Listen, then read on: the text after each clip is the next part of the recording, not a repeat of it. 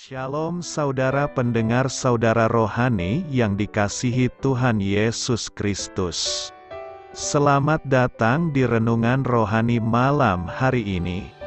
Selamat malam, saya berdoa agar saudara sehat selalu. Semoga Roh Kudus hadir di tengah kita saat ini. Sebelum kita mulai renungan malam ini, marilah kita bersama-sama berdoa. Bapa kami yang di surga, Bapa di dalam nama Tuhan Yesus Kristus, kami sungguh mengucap syukur, ya Tuhan, oleh karena Engkau sangat baik buat kami. Engkau ada bersama kami dan menopang hidup kami di siang hari dan di malam hari. Engkau ada bersama-sama dan menyertai kami. Tuhan, kami memuji dan bersyukur kepadamu pada malam hari ini, kami masih bisa berkumpul di rumah kami yang kecil ini. Tuhan, saat ini kami hendak mendengarkan firman-Mu. Berilah pengetahuan dan bimbinglah hamba-Mu ini agar apa yang Engkau firmankan dapat bekerja sesuai kehendak-Mu. Buat kami jemaat-Mu, bukalah hati dan pikiran kami untuk mendengar dan menerima firman-Mu. Kiranya firman-Mu ini dapat menjadi berkat bagi kami. Berbicaralah Tuhan, kami sudah siap menerima firman-Mu. Di dalam nama Tuhan Yesus Kristus kami berdoa dan mengucap syukur. Amin. Sahabat saudara rohani, pembacaan ayat emas Alkitab renungan kita malam hari ini. Nats pilihan kita adalah selalu ingin diajar, namun tidak pernah dapat mengenal kebenaran. Tertulis dalam kitab 2 Timotius 3 ayat 7. Kata kunci renungan pada malam ini adalah tentang kebenaran. Dan bacaan kita pada malam ini terambil dari kitab 1 Korintus 1 ayat 18 sampai dengan ayat 25. Sebab pemberitaan tentang salib memang adalah kebodohan bagi mereka yang akan binasa. Tetapi bagi kita yang diselamatkan pemberitaan itu adalah kekuatan Allah. Karena ada tertulis, Aku akan membinasakan hikmat orang-orang berhikmat dan kearifan orang-orang bijak akan kulenyapkan. Di manakah orang yang berhikmat, di manakah ahli Taurat, di manakah pembantah dari dunia ini?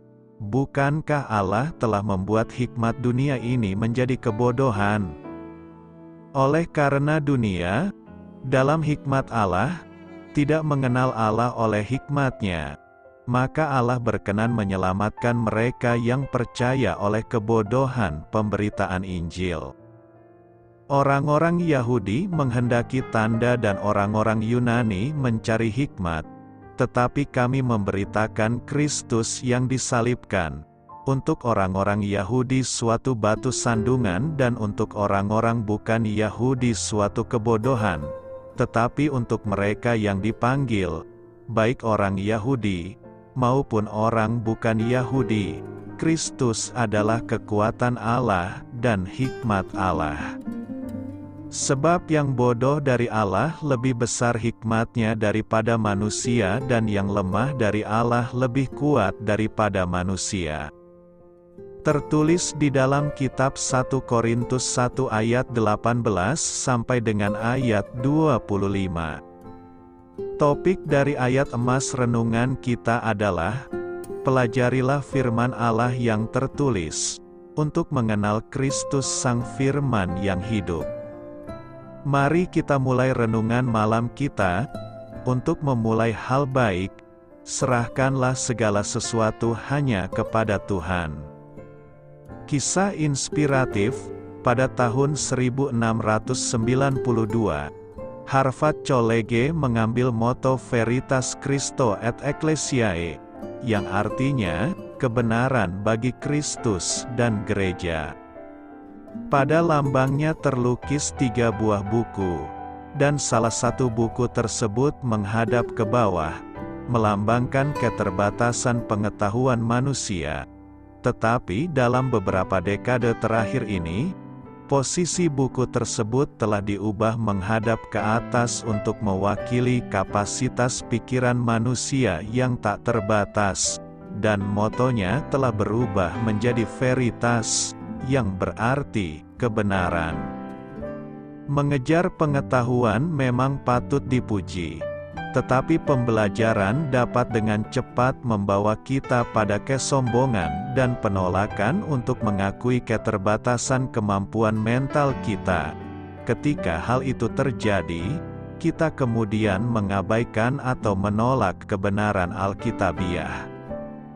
Jika demikian, sebenarnya bagaimanakah kebenaran tentang kebenaran itu? Berabad-abad yang lalu seorang raja yang bijaksana menulis demikian. Takut akan Tuhan adalah permulaan pengetahuan. Kita harus mengenali bahwa ada hubungan antara Allah dan kebenaran. Tanpa pertolongan dari Roh Kudus dan petunjuk firman Allah, manusia akan selalu ingin diajar, namun tidak pernah dapat mengenal kebenaran. Akan tetapi, apabila kita mengakui dan menaati kebenarannya, kita akan terbebas dari kebodohan rohani dan kesalahan. Itulah sebabnya kita harus rajin mempelajari Alkitab. Alkitab adalah satu-satunya buku yang mengungkapkan kebenaran tentang kebenaran kepada kita. Mengapa Yesus mengajar dalam perumpamaan? Seperti diketahui, perumpamaan adalah kisah yang membumi dengan makna ilahi.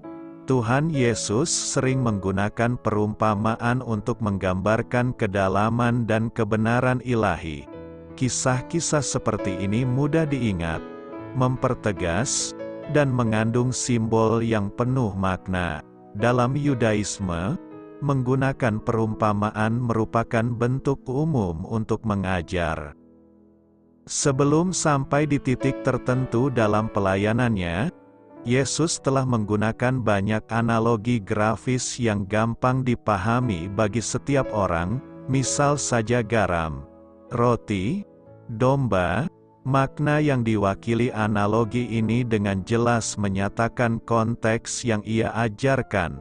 Walaupun begitu, perumpamaan membutuhkan penjelasan lebih jauh. Dalam titik tertentu dalam pelayanannya, Yesus mulai mengajar dengan menggunakan perumpamaan secara khusus. Pertanyaannya adalah, mengapa Yesus membuat orang bertanya-tanya atas maksud dari perumpamaannya? Contoh pertama ialah ketika ia mengatakan perumpamaan tentang benih dan tanah. Sebelum ia mengartikan perumpamaannya, ia mengajak murid-muridnya menjauh dari kerumunan orang banyak. Mereka berkata kepada dia, "Mengapa engkau berkata-kata kepada mereka dalam perumpamaan?" Jawab Yesus, "Kepadamu diberi karunia untuk mengetahui rahasia kerajaan sorga, tetapi kepada mereka tidak, karena siapa yang mempunyai, kepadanya akan diberi, sehingga ia berkelimpahan. Tetapi siapa yang tidak mempunyai, apapun juga yang ada padanya akan diambil daripadanya. Itulah sebabnya aku berkata-kata dalam perumpamaan kepada mereka, karena sekalipun melihat, mereka tidak melihat, dan sekalipun mendengar, mereka tidak mendengar dan tidak mengerti. Maka pada mereka genaplah nubuat Yesaya, yang berbunyi, kamu akan mendengar dan mendengar, namun tidak mengerti, kamu akan melihat dan melihat, namun tidak menanggap. Sebab hati bangsa ini telah menebal, dan telinganya berat mendengar, dan matanya melekat tertutup, supaya jangan mereka melihat dengan matanya dan mendengar dengan telinganya dan mengerti dengan hatinya, lalu berbalik sehingga aku menyembuhkan mereka. Tetapi berbahagialah matamu karena melihat dan telingamu karena mendengar. Sebab aku berkata kepadamu, Sesungguhnya banyak nabi dan orang benar ingin melihat apa yang kamu lihat, tetapi tidak melihatnya, dan ingin mendengar apa yang kamu dengar, tetapi tidak mendengarnya. Di titik ini, ketika ia berkata-kata dengan perumpamaan, ia hanya menjelaskan perumpamaan itu kepada murid-muridnya. Namun, mereka yang tetap menolak pesannya akan tetap buta secara rohani dan bertanya-tanya mengenai maksud perumpamaannya. Ia membuat perbedaan jelas antara mereka yang dikaruniakan telinga untuk mendengar, dan mereka yang bersikeras untuk tidak percaya pernah mendengar, namun tidak benar-benar mengerti, dan yang walaupun selalu ingin diajar, namun tidak pernah dapat mengenal kebenaran. Para murid dikaruniakan kemampuan untuk membedakan dan memilah apa-apa saja yang memang datang dari Allah dan yang bukan. Karena mereka menerima kebenaran dari Yesus, mereka diberikan lebih banyak kebenaran. Hal yang sama terjadi hingga hari ini. Orang percaya yang telah diberikan karunia dalam Roh Kudus akan dituntun pada kebenaran. Ia telah membuka mata kita kepada terang kebenaran dan telinga kita kepada kebenaran tentang hidup kekal. Tuhan Yesus mengerti bahwa kebenaran bukanlah musik yang manis bagi semua telinga. Sederhananya, ada orang-orang yang tidak tertarik atau berminat pada hal mendalam tentang kerajaan Allah. Mengapa dia berkata-kata dalam perumpamaan, bagi mereka yang betul-betul lapar akan Allah? Perumpamaan itu efektif dan gampang diingat ketika seseorang mendengarkan kebenaran ilahi. Perumpamaan Tuhan Yesus menyatakan kebenaran secara mendalam hanya dengan sedikit kata dan perumpamaannya, yang penuh dengan penggambaran, tidak mudah dilupakan, sehingga perumpamaan merupakan berkat bagi mereka yang mau mendengar. Namun, bagi mereka yang berhati tumpul dan lambat mendengar, perumpamaan bisa-bisa malah menjadi pernyataan akan penghakiman. Menyelamatkan nyawa, semua orang pasti ingin menyelamatkan nyawanya sendiri. Ia ingin hidup lama di dunia ini untuk menikmati segala yang ada. Namun sering cara manusia untuk menyelamatkan nyawanya tidak memenuhi cara Tuhan. Kata nyawa dalam teks aslinya adalah psuke. Kata ini sebenarnya dapat diterjemahkan sebagai kehidupan. Dalam teks Alkitab versi King James diterjemahkan life. Nyawa di sini sebenarnya menunjuk kepada berbagai kesenangan yang menggerakkan seseorang menjalani hidup. Tanpa kesenangan-kesenangan tersebut, pada umumnya semua orang tidak merasa memiliki hidup. Di dalam Alkitab, contoh salah satu orang yang masih menyelamatkan nyawanya adalah Pontius Pilatus. Pontius Pilatus sebenarnya diberi kesempatan untuk mengenal kerajaan Tuhan Yesus Kristus. Tetapi ia memilih untuk menyia-nyiakan kesempatan tersebut, dan akhirnya untuk selama-lamanya tidak pernah masuk kerajaan yang ditawarkan Tuhan Yesus kepadanya. Pilatus lebih memilih menyelamatkan nyawanya, yaitu kedudukan dan kehormatannya di Yudea dibandingkan kerajaan Yesus Kristus. Menurut transkrip kuno didapati catatan bahwa memang pada waktu itu reputasi Pilatus sedang menurun. Itulah sebabnya ia berusaha mengambil hati orang Yahudi dengan menyerahkan Yesus kepada mereka. Sebenarnya Pilatus juga memiliki hati nurani yang cukup baik. Ia sempat menyatakan bahwa ia tidak mendapati kesalahan apapun dalam diri Yesus, dan istrinya pun diperingatkan Allah melalui mimpi agar tidak bertindak gegabah terhadap Yesus. Tetapi Pilatus memilih menyelamatkan dirinya.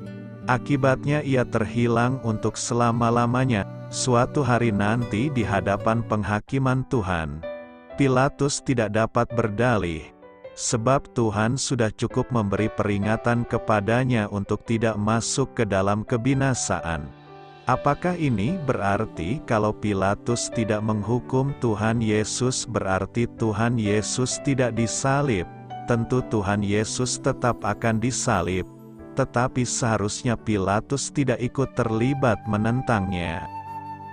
Ini memberi gambaran mengenai banyak orang Kristen yang memang memiliki naluri yang cukup baik, berkelakuan santun di mata manusia dan tidak berhasrat masuk neraka, tetapi mereka memilih menyelamatkan nyawanya sendiri di dunia.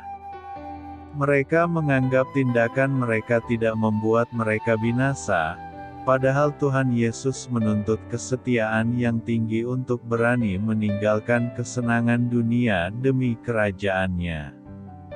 Kalau kita diperkenankan hidup hari ini oleh Tuhan, itu karena kita diberi kesempatan untuk mengabdi kepada kerajaan-Nya secara lebih serius, yaitu dengan segenap hidup kita. Apapun yang kita lakukan, haruslah demi kepentingan kerajaan-Nya. Pertanyaannya, bagaimana kita hidup agar memperoleh hidup yang kekal, yaitu kerajaan Allah? Pertama, kita harus mengenal kebenaran yang tertulis di dalam Injil. Dengan mengenal kebenaran tersebut, maka kita mengenal kerajaan-Nya dan kehendak-Nya untuk dikenakan di dalam hidup. Setelah itu, kita diajar untuk menyelamatkan jiwa-jiwa yang terhilang. Dengan melalui tahap ini, kita dilayakkan masuk kerajaan-Nya. Pertanyaannya adalah apakah hari ini kita masih mau menyelamatkan nyawa kita, yaitu reputasi, kedudukan dan kehormatan kita, atau beranikah kita mengorbankannya demi kepentingan kerajaan-Nya? Kedua, jangan tergiur godaan dunia. Ketika iblis menawarkan kebahagiaan dunia dengan fasilitasnya yang indah kepada Tuhan Yesus, Tuhan Yesus tegas menolak dan mengatakan bahwa kita harus menyembah Allah dan hanya kepada Dia saja kita harus berbakti. Penolakan Tuhan Yesus untuk memiliki dan menikmati dunia ini, yang mana dapat menggagalkan karya keselamatan-Nya, merupakan kesediaan untuk rela kehilangan nyawa. Tuhan Yesus mengatakan agar orang percaya juga harus rela kehilangan nyawa. Artinya orang percaya harus rela untuk tidak memiliki dan menikmati kesenangan dunia beserta dosa di dalamnya. Jadi kalau kita bekerja, berkarir dan melakukan segala sesuatu, kita melakukannya untuk Tuhan dan bukan lagi untuk kesenangan diri kita sendiri. Dengan demikian apapun yang kita miliki hari ini harus diakui sebagai milik Tuhan bukan milik kita sendiri. Semua yang ada pada kita hari ini adalah harta orang lain, yaitu hartanya Tuhan, tentu sepenuhnya untuk kepentingan Tuhan. Hanya orang yang rela kehilangan nyawa yang dapat menjadi sahabat Tuhan. Sebaliknya, kalau seseorang tidak rela kehilangan nyawa, ini berarti ia memilih bersahabat dengan dunia ini. Maka ia menjadikan dirinya musuh Allah. Karena itu, janganlah mau kehilangan nyawa hanya karena godaan dunia ini. Selamat beristirahat malam dalam kasih setia Tuhan. Doa saya menyertai saudara sekalian. Mari bertumbuh dalam iman bersama saudara rohani. Mari subscribe saudara rohani, dan bagikan renungan ini. Saya memberkati Anda agar sewaktu Anda mencarinya dari Dia, Bapa Surgawi Anda akan memberikan bagi Anda roti harian Anda. Dalam nama Yesus Kristus, Tuhan yang berkuasa atas alam semesta dan menuntun kita kepada iman yang menyelamatkan, Tuhan Yesus menyertai senantiasa.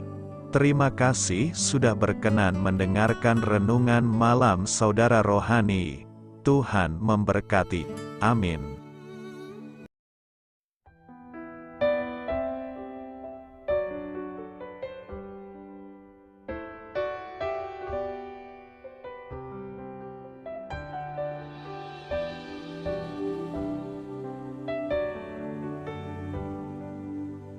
Marilah kita renungkan, sahabat saudara rohani, demikianlah renungan firman Tuhan malam hari ini. Semoga menjadi berkat di dalam hidup kita dan menjadikan kita pribadi yang lebih baik. Sebelum kita beristirahat pada malam hari ini, marilah kita berdoa. Bapa kami yang di surga, Bapa di dalam nama Tuhan Yesus Kristus, kami sungguh mengucap syukur, ya Tuhan, oleh karena Engkau sangat baik buat kami. Engkau ada bersama kami dan menopang hidup kami di siang hari dan di malam hari. Engkau ada bersama-sama dan menyertai kami, ya Tuhan Yesus. Kami mengucap syukur untuk firman-Mu, ya Tuhan, yang memberikan kami kekuatan dan menyadarkan kami bahwa kami tidak perlu takut dengan gelap dan malam. Sebab Tuhan, Engkau ada bersama kami. Engkau melindungi kami dan menjadi perisai bagi kami hamba-Mu berdoa saat ini. Tuhan, untuk setiap pendengar renungan ini yang mengalami ketakutan, kecemasan, kegelisahan, pada situasi gelap dan malam hari di dalam nama Tuhan Yesus Kristus. Kuasa Tuhan melepaskan mereka dari segala ikatan roh-roh ketakutan yang mengikat mereka saat ini. Tuhan melepaskan setiap anak-anak-Mu dari segala rasa takut dan kecemasan.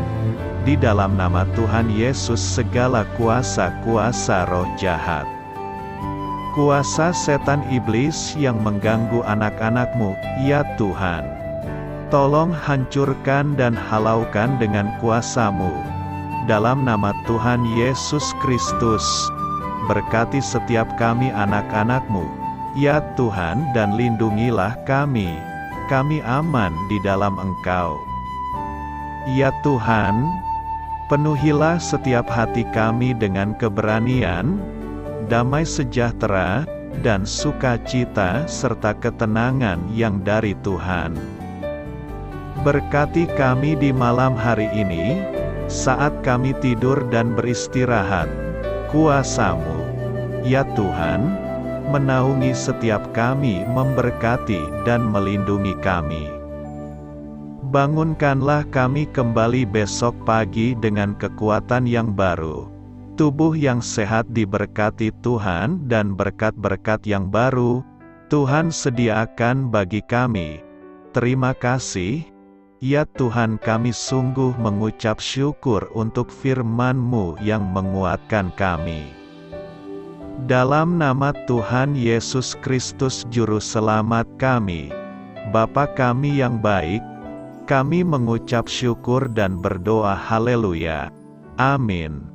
Biarlah firman Tuhan menjadi pengingat untuk kita semua, bahwa tuntunan dari Roh Kudus akan selalu memberi jalan keluar bagi setiap permasalahan hidup kita, dan memberi kedamaian di hati kita. Amin. Sampai jumpa di renungan malam saudara rohani berikutnya.